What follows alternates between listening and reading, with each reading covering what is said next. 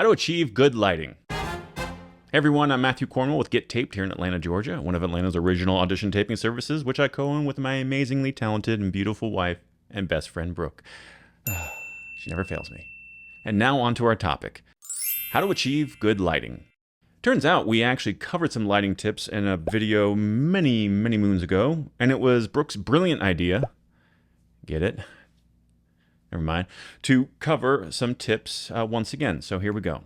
Before we dive in, let me preface this by saying that if, as an actor, you don't want to learn about lighting, or sound, or cameras, or backdrops, or compressing, uploading, editing, blah blah blah, then come to a taping service like Get Taped, where we let you just be an actor. That said, we are living in an era where it seems that actors are more and more expected to learn about these other disciplines. So even if you do go to a taping service like Get Taped, it behooves you to be curious about lighting, among other things. So let's dive into the details. The first topic is an oldie but a goodie, and it's called 3-point lighting. Pretty much everything you need to learn as an actor about lighting is contained within this one concept.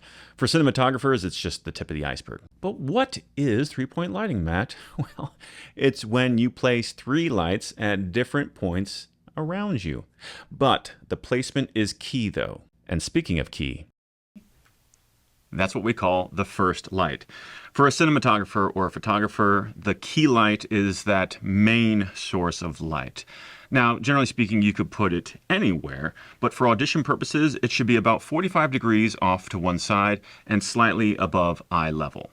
The second light is called the fill light because it fills in the remaining shadows. Again, for audition purposes mainly, you want this light to be the exact same style light as your key light. And you want to place these 2 lights symmetric to where the camera is. You want them to be the same distance from you, the same distance from camera, the same height, and the same brightness. That will create a flat, flattering lighting style that will make you look your best. The third light is what so many people, including some taping services, get wrong. It's called a backlight, or a rim light, or a hair light, and it looks like this. And the important thing is that it should be placed behind the actor and, here's the kicker, above them. What most people get wrong is that they put the light on the floor. And as you can see, it brightens up my backdrop nicely, but that's not really the point.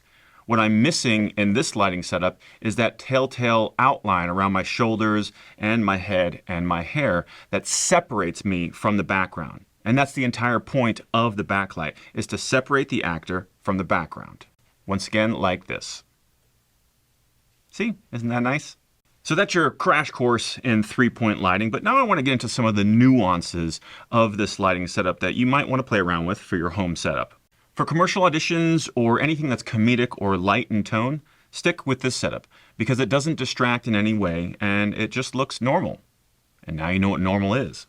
Now, how about those newscaster auditions where they're in the studio doing the local nightly news?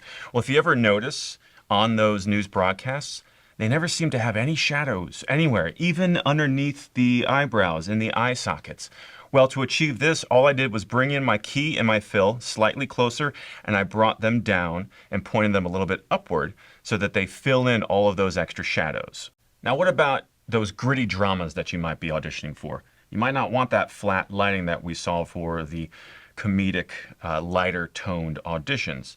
Well, in this case, I've actually taken my fill light and I've turned off a couple bulbs in the softbox. If you only have one bulb in each fixture, you can actually just move the fill light further away than the distance that the key light is at, and that will give you that same effect. Or I can go a little bit more dramatic by turning that light off completely. And now we're starting to see deeper shadows on one side of my face, and it's a little bit more dramatic. And I can start going a little crazy by actually turning on these lights, turning off those lights, and now I've got this weird overhead light that feels like almost a street light that I'm on the corner somewhere. And you can see where this can start to get a little bit out of hand. If you start going crazy with your lights, then you're distracting from your actual performance. You're not being hired to be the lighting designer or the cinematographer. You're an actor, so focus on the performance. Don't go crazy with these lighting changes. Thanks for that illuminating demonstration, Matt. But a final note on ring lights. If a ring light, like the one I'm using, is all that you have for your light source, That's fine.